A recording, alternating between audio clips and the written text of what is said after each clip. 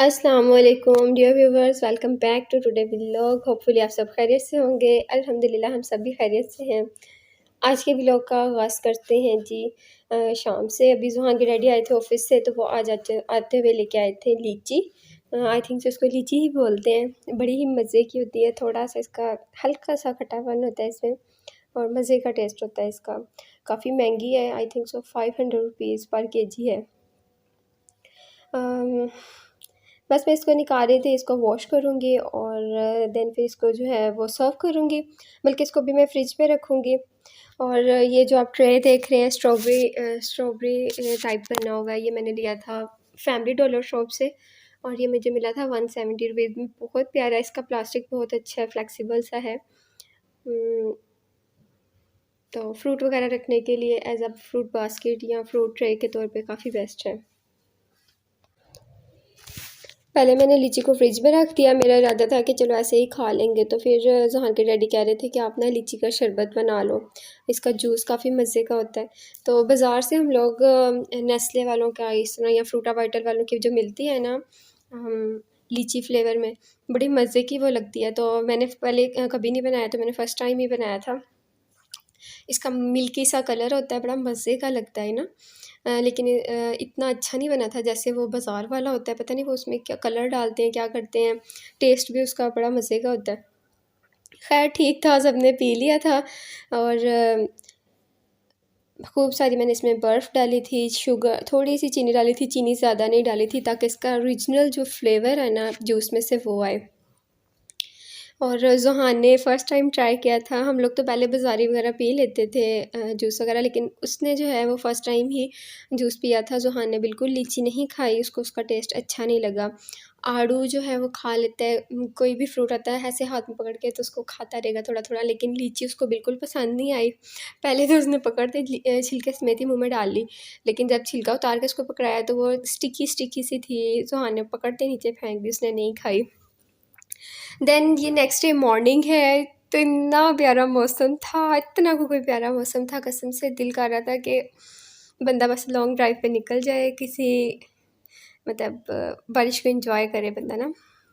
अभी मौसम थोड़ा इस तरह का है, हम लोग बारिश में नहाए तो नहीं थे, बस दूर दूर से बारिश को देख रहे थे। बहुत अच्छा मौसम था।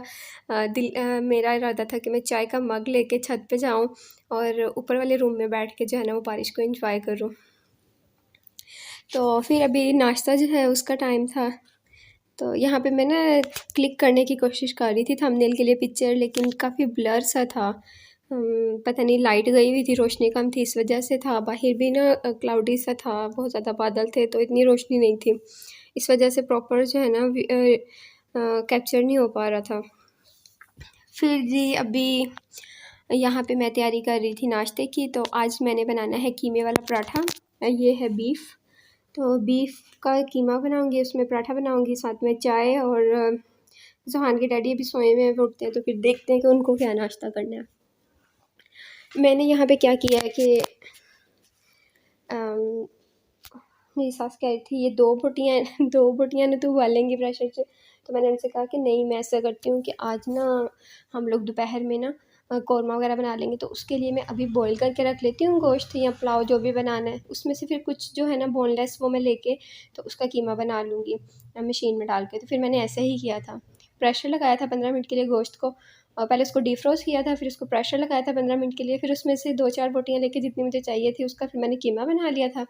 कीमा बना के फिर मैंने इसको तवे पे डाल के इसमें सारे स्पाइसेस जो थे वो शामिल करके ना, तो इसका ज़बरदस्त था जो था ना कीमे वाले पराठे के लिए जो बैटर होता है ना वो तैयार कर लिया था। तो मैंने फ़र्स्ट टाइम के मशीन में इस तरह से कीमे को बनाया था ये बड़े वाले गोश्त के, तो मुझे ज़्यादा सम आइडिया नहीं था कि कितना टाइम लगेगा, तो ये काफ़ी ज़्यादा जो था ना वो पतला सा हो गया था, बहुत ज़्यादा चॉप हो गया था, लेकिन अच्छा लग रहा था। जितना फ़ाइन बना होता है ना उतना ही वो फिर खाने में मज़ा आता है। अच्छा, यहाँ मैंने इसमें थोड़े से स्पाइसेस ऐड किए थे, सुरख मिर्च डाली थी, थोड़ी सी हल्दी डाली थी, नमक डाला था और गरम मसाले डाले थे, सूखा धनिया पाउडर डाला था। तो मुझसे ना स्ट्रॉन्ग वाली जो स्मेल होती है ना चिकन की या मटन की तो बिल्कुल भी बर्दाश्त नहीं होती, क्योंकि मटन हम लोग बहुत ज़्यादा कैजुअली इतना खाते नहीं हैं, हम लोग सब्जियां शौक से खाते हैं या फिर चिकन वगैरह खाते हैं। तो बड़ा गोश्त जब बनता है ना तो उसकी खुशबू बड़ी मुश्किल से बर्दाश्त हो रही होती है। तो सारी बातें घर में अब कुर्बानी की हुई है, तो 1 महीना या आधा महीना तो गोश्त वगैरह पकता ही है, रूटीन से ही बन रहा होता है घर में।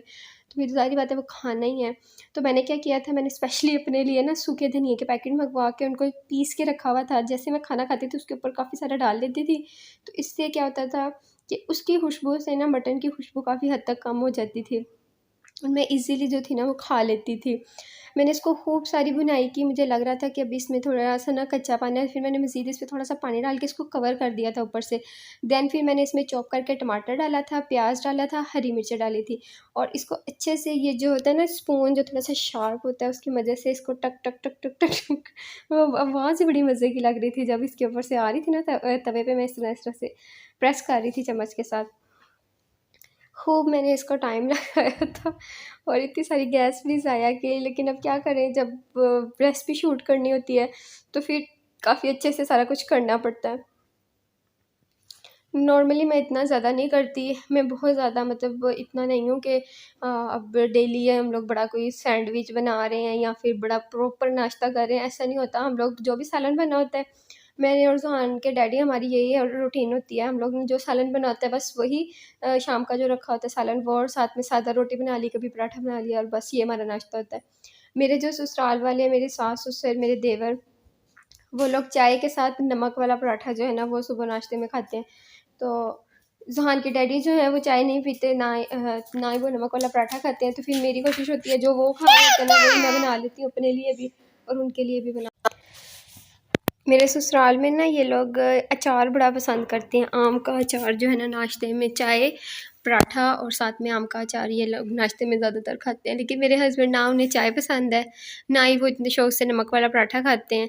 बस जो सालन रखा होता है उनकी कोशिश होती है कि सादा रोटी बना दो, क्योंकि दोपहर का खाना उन्होंने बाहर से खाना होता है। तो आपको पता है बाहर के खाने जो होते हैं उसमें काफ़ी ऑयल होता है, तले हुए होते हैं, तो अनहेल्दी इस तरह का खाना। अब क्या करें, बाहर से दोपहर का खाना उन्हें खाना होता है, तो उनकी कोशिश होती है कि सुबह वो सादा रोटी खाएँ और शाम में भी सादा रोटी खाएँ। चलो दोपहर का खाना तो अनहेल्दी खाना ही है। और अभी मेरा बेटा इधर आ गया था तो मैंने फिर वॉइस ओवर जो थी वो स्टॉप कर दी। मैंने शोर आता है तो फिर लोग जो है ना वो अच्छे से ना वीडियो में वॉइस ओवर नहीं हो पाता। तो कुछ लोगों को अच्छा लगता है बच्चों के शोर-शराबा सुनना, उनकी आवाज़ें सुनना, और कुछ लोग इतना इरिटेट होते हैं ना इस चीज़ से कि क्या बच्चे पीछे चिक चिक चिक चिक कर रहे हैं। आप पहले बच्चों को खामोश करवाया करें, फिर आप जो है ना वॉइस ओवर किया करें। और कुछ लोग जो हैं वो कमेंट करते हैं, आप सिर्फ़ अपना ही नाश्ता बनाती हैं, अपने सास-ससुर का नहीं बनाती।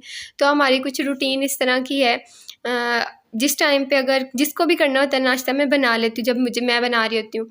तो फिर मैंने उस टाइम ही नाश्ता बनाना होता है जब मेरे हस्बैंड को ऑफ़िस जाना होता है, तो फिर उनके साथ ही मैंने ना, मेरी मेके में मेरी रूटीन थी, सुबह 7 बजे हमारे घर में नाश्ता बनता था और 8 बजे सब लोग नाश्ता कर लेते थे। पापा ड्यूटी पे जाते थे, हम लोग स्कूल जाते थे, भाई-भाभी सब लोग जो थे ना 8 बजे फ्री हो जाते थे नाश्ता करके।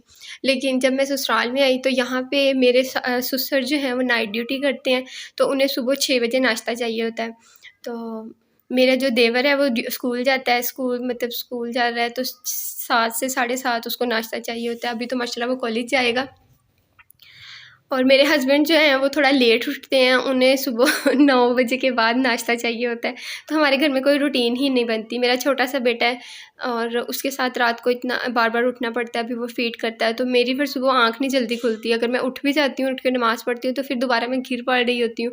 उठते-उठते भी मुझे 7 इतना टाइम हो जाता है और अब ज़ुहान के डैडी भी सोए होते हैं, तो मैं भी फिर लेटी रहती हूँ। लेकिन इतना ज़्यादा फिर नींद भी नहीं आ रही होती, उठ जाती हूँ, अपने बेटे को फ़ीडर बना के दिया, थोड़ा बहुत काम कर लिया। लेकिन जब मैं नाश्ता बनाती हूँ तकरीबन 9 बजे के करीब जब मैं नाश्ता बनाती हूँ, उस टाइम पे जिसको भी करना होता है नाश्ता फिर मैं बना लेती हूँ, तो मोस्टली हम लोग ही रह जाते हैं। तो मैंने फिर अपनी रूटीन जो थी वो चेंज कर ली थी। बहुत मुझे डिफ़िकल्टी होती थी शुरू-शुरू में, मैं इतना तंग होती थी, मुझे इतनी भूख लगती थी और ये आराम से सोए रहते थे। मैं इंतज़ार करती थी ये उठें तो फिर मैं इनके साथ नाश्ता करूँ। शुरू-शुरू में तो मैं अपने लिए नाश्ता पहले बना लेती थी, ये बाद में उठते थे फिर इनको नाश्ता बना देती थी। लेकिन अब मैंने अपनी रूटीन चेंज कर ली है। ये जब उठते हैं मैं तभी नाश्ता करती हूँ और जो ये कह रहे इनसे पूछ लेती हूँ जो इन्होंने खाना होता है वही मैं अपने लिए भी बना लेती हूँ। तो लड़कियों को जो है ना वो खुद को बहुत चेंज करना पड़ता है शादी के बाद।